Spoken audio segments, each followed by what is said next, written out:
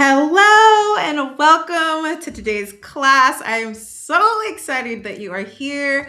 We are going to get right into how to talk to ChatGPT to get the most beneficial responses every single time. So, if that's what you're looking for, if you are ready, give me a yes in the comments because that is exactly what we're getting ready to do.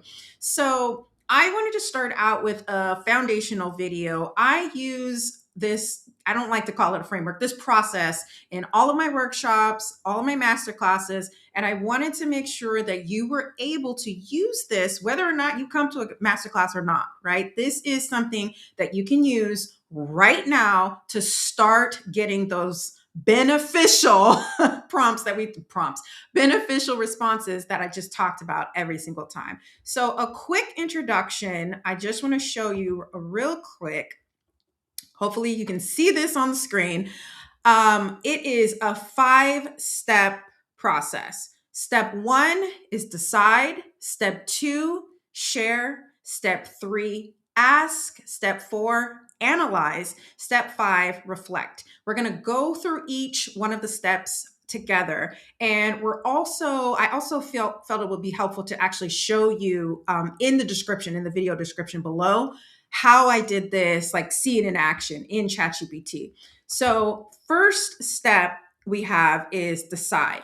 What that means is you're going to take the time to decide what tone of voice and style ChatGPT will use for your responses. I cannot emphasize this enough. If you are receiving responses that are just not resonating with you, I can almost 100% guarantee this is why. You have to tell ChatGPT how to communicate with you, i.e., what type of tone of voice and style. So you can do this in a few ways. You can use a communication style, like a creative or collaborative. You can use a communication lens, like critical thinking, something like that. Or you can actually use a real life example. So if there's somebody you admire, like Jay Shetty or Oprah, who has that kind of tone of voice and style that you would like your responses to be in, you can use that as your example. So, step two, we're going to go into share. So, you're going to share what you're feeling, what you're challenged by, any obstacles you're going through, pain points, whatever it is that you're experiencing at the moment you're using ChatGPT for support, that's what you're going to share. Okay. The next step would be ask. You're going to ask for clarity, perspective, or understanding. And again, this will all be shown to you in a full example in the prompt. Step four is where you analyze. This is another very important step that a lot of people miss. You have to analyze ChatGPT's response through the lens of you, your personality, your values, your lifestyle, your individual needs. Okay. This is very, very important. And the last step is really to reflect. So you're going to take the time and ask yourself some questions.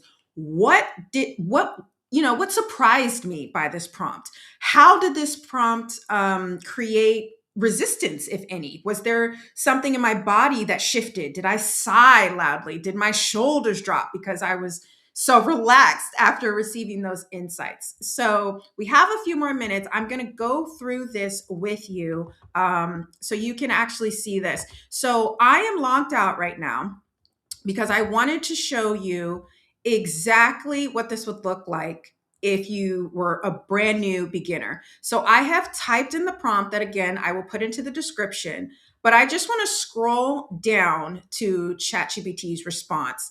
The first thing it says is, I hear a very clear through line in what you're sharing. And it's not laziness, avoidance, or immaturity. It's aliveness bumping up against a system built for repetition, predictability, and control. That response alone is gold, right? Because I'm now feeling seen through that response.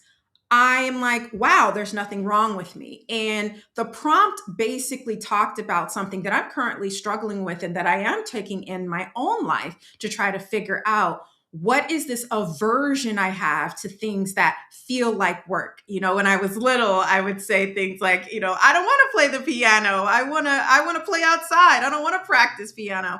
And now as an adult, that's still something that I'm like, man, there is something going on. And so I use those steps to create the prompt, again, that is going to be in the description below, to kind of help me figure out where to go from here. So just wanted to provide you with a quick introduction. If this was helpful, please put in the comments any questions you have. If you've tried out this process, what was something that you bumped up against? And in the next video, we will actually see it live and in action, so you can see step by step how this works in real time.